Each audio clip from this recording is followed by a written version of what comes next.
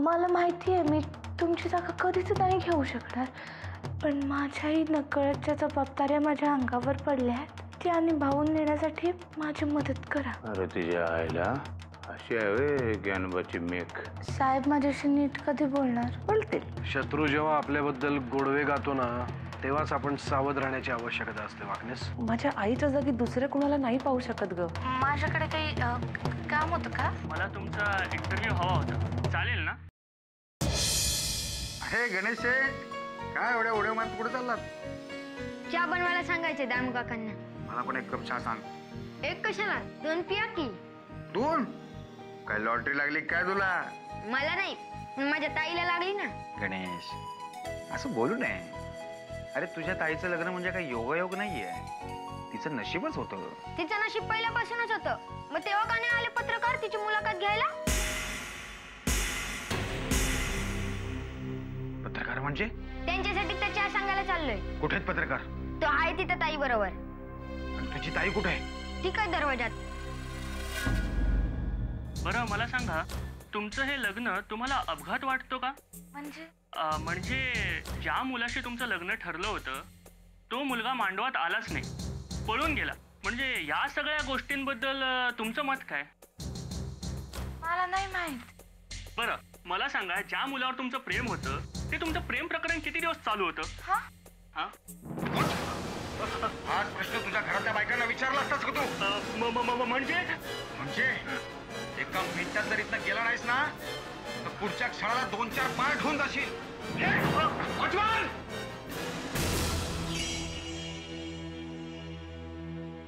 तुला कळायला नको काय बोलत होती त्याशी? काय नाही बोलले. मग इतका वेळ काय चाललं होतं? मला नाही माहित. म्हणजे वाकनेस तोंड सांभाळून बोला. तुम्ही किल्लेदारांच्या मोठ्या सुनेशी बोलताय याचं भान असू द्या.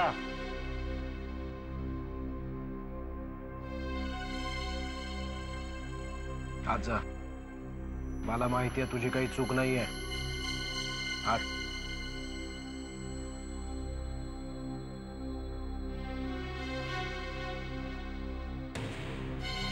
माफ करा साहेब, पण माझा हेतू वेगळा होता. या सगळ्याचा विचार लग्न होण्याआधी करायला हवा होता तुम्ही वाकनेस. या लग्नामुळे जसे फायदे होणार आहेत तसे काही तोटेही होणार आहेत हे ध्यानात ठेवा.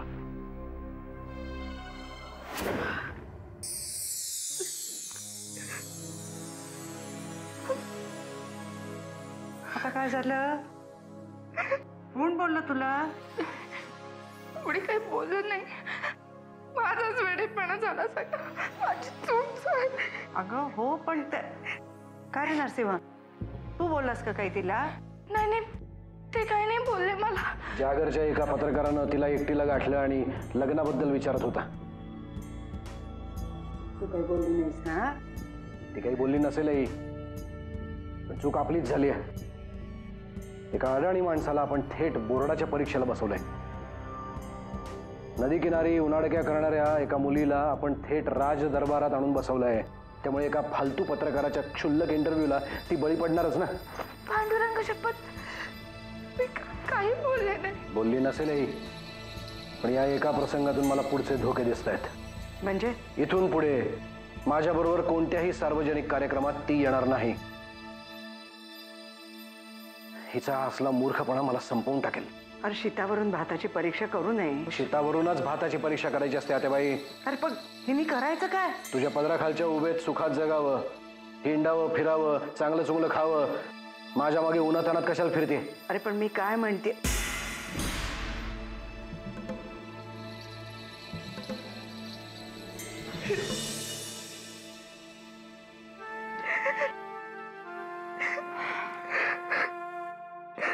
आता नुसतं रडून काही होणार आहे का?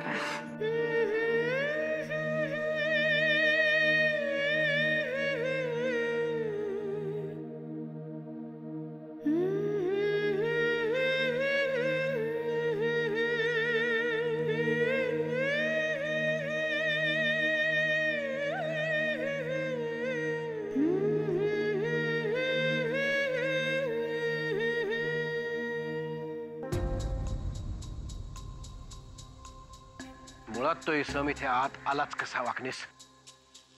काहीच कळत नाहीये साहेब. वाकणीस एक लक्षात ठेवा, ते काहीच नाहीये. अशी अनेक गिधाडं बाहेर टपून बसली आहेत आणि याला कारणीभूत तुम्ही आणि आत्याबाई आहात.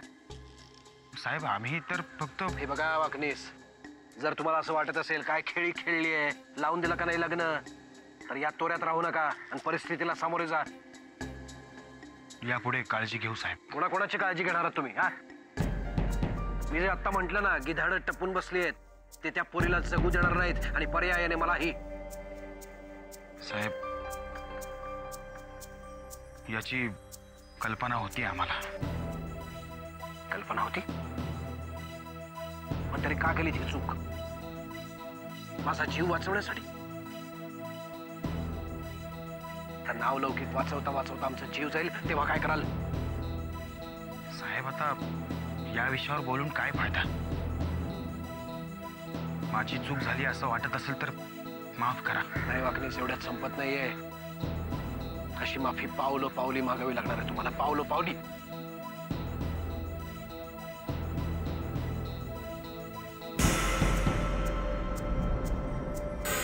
त्या दिवशी तुला बडवला तेव्हा गुन्हा कबूल केलास ना, आणि आता नाही म्हणतोस? अरे कोर्टात माझी काय इज्जत राहील? आज तुला कोर्टात हजर करायचं आहे. माझ्यावर विश्वास ठेवा साहेब, मी खून नाही केला.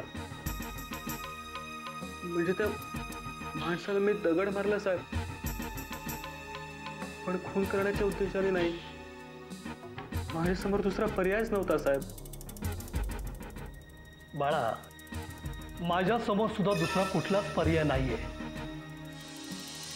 कारण खून तूच केलायस. त्या लोकांनी मला फसवलंय साहेब. म्हणजे माझ्याकडनं गुन्हा झालाय, पण तो स्वतःचा बचाव करताना झालाय साहेब. चुकून घडला तरी तो गुन्हाच ना, आणि तोच तू कबूल कर. साहेब तुम्ही दुसरी बाजू समजून घ्या ना साहेब. हे बघ राजू, काय घडलं हे जर तू मला सांगितलंस, म्हणजे सविस्तर सांगितलंस, तर मी तुझी मदत करू शकेन. मी तुम्हाला सगळं खरं खरं सांगितलं तर मग तुझी मजा, यातून तुझी निर्दोष सुटका.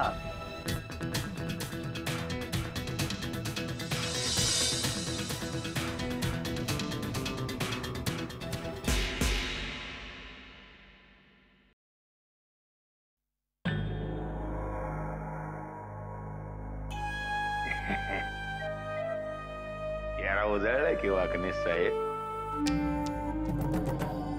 12ही महिने माझा चेहरा असाच असतो परशु शेठ. असं नाही, असं कसं? दादाचं लग्न झाल्यापासून जरा जास्तच उजळलाय. साहेबांच्या आयुष्यामध्ये एवढी चांगली घटना घडली आहे, त्याचा आनंद तुम्हाला नाही झाला परशु शेठ? असं कसं?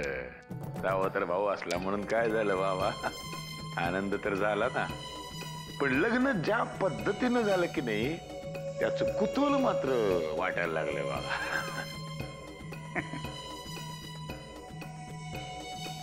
परशु शेठ, हल्ली बऱ्याच गोष्टींचं तुम्हाला कुतूहल वाटतंय, ते जरा कमी करा. काय बुद्धीला ताण देणं चांगलं नाही. अरे वा वाकणी साहेब, तुम्ही एवढे मोठी माणसं आहात की आमच्यासारखी सामान्य माणसं तुमच्या समोर दिपून जातात हो. लग्नाच्या दिवशी तुमच्या शर्टाला रक्त लागलं होतं. मी विचारलं तुम्हाला, काय कोंबडं कापलं काय? तुम्ही म्हणालात शांत चेहऱ्याने, कोंबडं नाही अख्खा बकराच कापला. तुम्हाला काय म्हणायचं आहे परशुराम साहेब? मला असं म्हणायचंय, बकऱ्याचं नाव कुठं राजन तर नाही ना? मला असं म्हणायचंय, बकऱ्याचं नाव कुठं राजन तर नाही ना? कोण राजन? पहिला क्या बात आहे. कोण राजन. लग्नाचा बँड वाजेपर्यंत राजन राजन राजन राजन जप चालला होता. लग्न झालं लगेच कोण राजन. क्या बात आहे. काय आहे परसू शेठ, नको असलेल्या गोष्टी मला आठवत नाहीत आणि ज्या मला हव्या आहेत त्या कधीच विसरल्या जात नाहीत. अरे वा वा वाकणी साहेब वा. म्हणजे राजन नावाची गोष्ट झाली म्हणायची. दादा उद्या निवडून आला आणि मुख्यमंत्री झाला की शाळेच्या पाठ्यपुस्तकामध्ये धडा घाला राजनचा. एक होता राजन. वाकणीस तर चला माझ्या बरोबर. एका ठिकाणी जायचं आपल्याला.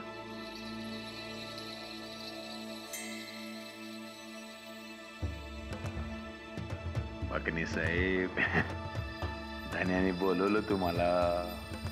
जायला पाहिजे. तुम्हाला जर शेपूट असते की नाही तर तुमच्या गळ्यामध्ये पट्टा घालून दरवाज्यामध्ये कुत्र्यासारखा बांधून ठेवला असता तुम्हाला. कुत्र्याला पण लाजवल असे गुण आहेत तो तुमच्या. जा धनी बोलवतोय.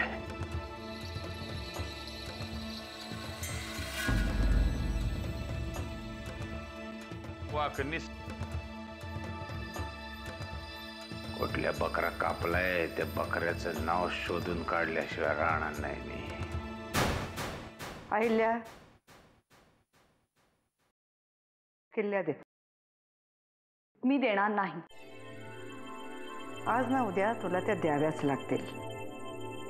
या घराच्या रीतीप्रमाणे या किल्ल्या मोठ्या सुनेच्या कमरेला असतात.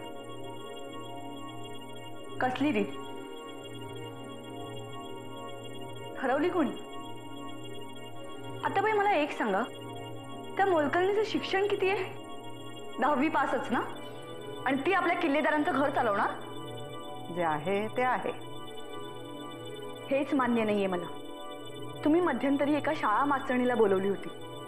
तिला सून केली असती तर चाव्या देणं मला मान्य होतं. निदान ती सुशिक्षित तरी आहे. पण हिचं काय? गावंढळ कुठली. अहिल्या पास फार बोलती असतो. मी माघार घेणार नाही. मी बोलणार. सांगितलंय तुला. आज ना उद्या तुला माघार घ्यावीच लागेल आणि ती तू स्वतःहून घेशील. का? भविष्य कळतं की काय तुम्हाला? मग तुम्हाला हेही माहित असेल की मी तुमच्या घराला पुरून उरले. एखादी गोष्ट मी ठरवली आणि ती झाली नाही असं होत नाही. माझी थोडीफार अशीच सवय आणि त्यासाठी मी कोणत्याही थराला जाऊ शकते. अहिल्या माझा अंत पाहू नकोस. आत्याबाई साहेब,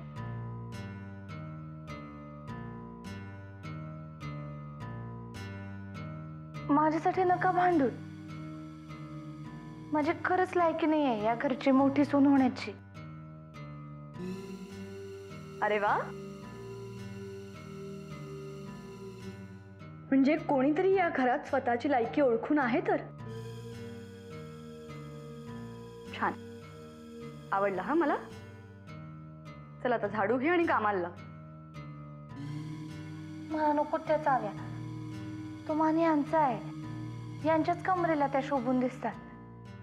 बघा, एका मोलकरणीला कळू शकतं, मग तुम्हाला का नाही कळत आहे आत्याबाई?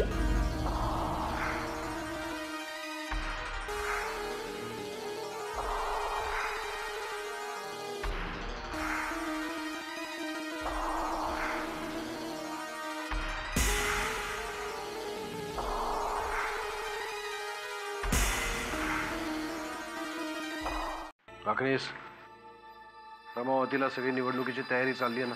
हो साहेब, कार्यकर्त्यांची तयारी जोरात चालली आहे.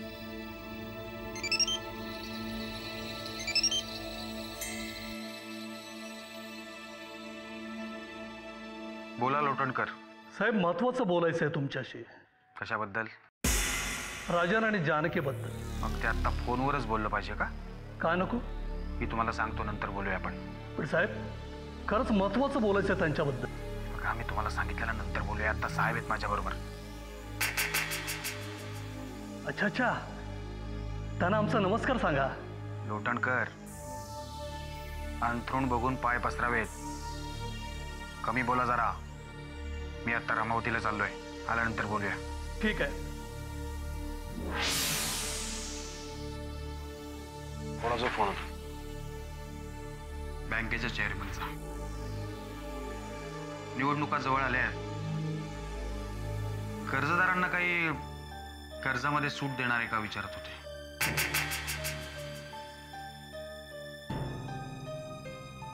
परशुशी कसली एवढी खलबत चालली होती तुमची?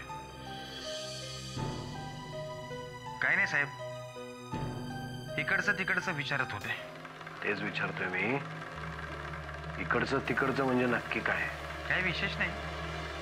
त्यांचे नेहमीचेच प्रश्न आणि ठरलेली माझी नेहमीचीच उत्तरं. नेहमीचेच प्रश्न, नेहमीचेच उत्तर, इतके नेहमी भेटतं वाटतं त्याला. तो इतका जवळचा केव्हापासून झाला? हो साहेब, या घरात प्रत्येकाच्या मनात काय प्रश्न उठत असतील हे चांगलं कळतंय मला. सारखं आपलं दुसऱ्याच्या कानाला तोंड लावण्यासाठी उत्सुकच असतात हे सगळे. आणि हे लग्न करून तर आपण माकडाच्या हाती कोलीतच दिलंय. नाही, पण त्यांच्या बोलण्यात तसं काही जाणवलं नाही. या लग्न प्रकरणाबद्दल काय बोलत नव्हता? त्याला काही संशय वगैरे? नाही साहेब, कसलाही संशय आलेला नाहीये. आपण आपलं काम बिनबोभाटपणे पार पाडलंय. आपल्याला नाही, तुम्हाला. तुम्हाला जे हवं होतं ते बिनबोभाट पार पडलेत तुम्ही.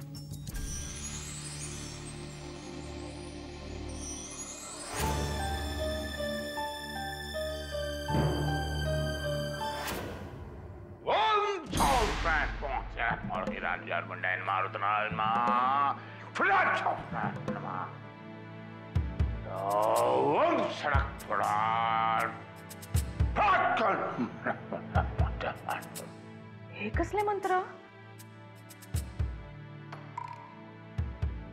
काळी विद्या शिकून आलोय. करू काय तुझं कबूतर? करू काय बैल? करू काय? नाहीतर मायला दिवस रात्र राबत असते घरामध्ये. असं काय बोलताय? असं काय बोलताय म्हणजे? आता असं हेळसांडपणा करायचा नाही. पोरग कसं व्हायला पाहिजे? गुटगुटीत असं व्हायला पाहिजे. नाहीतर नाव विक्रमादित्य आणि पोरग कसं येईल? गाडी पैलवान, तिच्या आईला शेंबड. तुम्ही नका काळजी करू. आत्याबाई माझी खूप काळजी घेत आहेत. त्या आत्याबाईच्या म्हातारी तर लई डेंजर आहे. तिच्यावर आपला अजिबात भरोसा नाही. आज काय झालंय तुम्हाला? काय काही येडी ककोळी आहे तू? कळत नाही काय? आता आपल्या घरामध्ये कॉम्पिटिशन सुरू होणार. आता दादाचं लगीन झालं म्हणजे त्याला पण पोरग होणार. आपलं पोरग, कॉम्पिटिशन सुरू. मग त्यात घाबरण्यासारखं काय? दोन पोरांमध्ये कुस्ती झाली, आपलंच पोरग जिंकलं पाहिजे. कळलं काय? मग त्यासाठी आपल्या बाळाला गुटगुटीत करायची काय गरज आहे? आपण त्याला बुद्धिमान करूया. कोणाचं आहे पोरग? कोणाचं आहे? म्हणजे माझं पोरग आणि बुद्धिमान. काय अक्कल आहे काय? गणितामध्ये नापासच झालं पाहिजे. आणि मग मोठ्या झाल्यावर काय करणार तो? गोट्या खेळायच्या, अडदणगिरी करायची, अडदणगिरी करायची. कळलं काय? मग हेच खेळ का खेळायचं त्यांनी? बुद्धिबळ का नाही? हत्ती म्हणे सरळ चालतो आणि उंट म्हणे तिरका चालतो. हे लक्षात ठेवायचंय माझ्या पोराने. बुद्धिबळ काय नाही. माझं चुकलं बरं विक्रमादित्यांचे बाबा, मला माफ करा. आता कसं? इकडे समोर ये, समोर ये. हे बघ, आता मी यो ताईत आणलाय. कळलं काय? यो दंडामध्ये बांध, दंडामध्ये बांध. पोरगा असे एकदम दणकट होईल बघ. हे बांध बांध बांध बांध. मी नंतर बांधते. नंतर नाही, आता बांध. मंत्र म्हणतो मी, तू बांध. ओम फाट फाट पडते. ओम रिध्रिम सुध फाट वही तो काय एवढं बांधता येईल नाही तुला. आणि दंड आणि इकडे दंड इकडे आण. ओम फॉम थडतर पैतरी उठ फाट हंबडीचे बा हिट हडबडी सुत्रम्मा असं नको. मंत्र मंत्र हसायचं नाही मग सांगितलं महाराजांनी मला. ठोम फोड.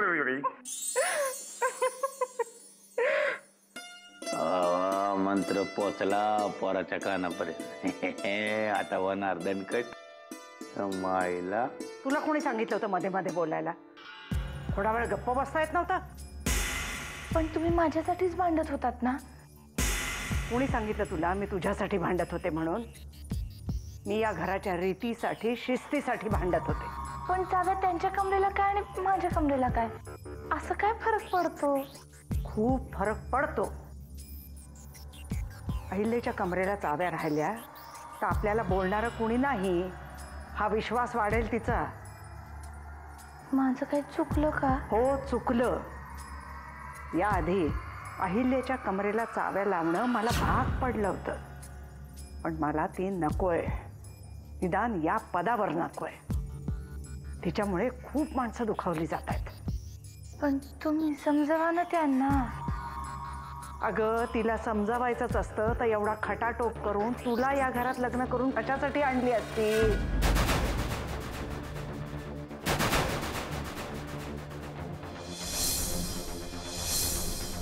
खटाटोप करून म्हणजे तसं काय नाही ग. जाऊ दे ना. याच्या पुढे नको त्या ठिकाणी तोंड उघडू नकोस. लक्षात ठेव.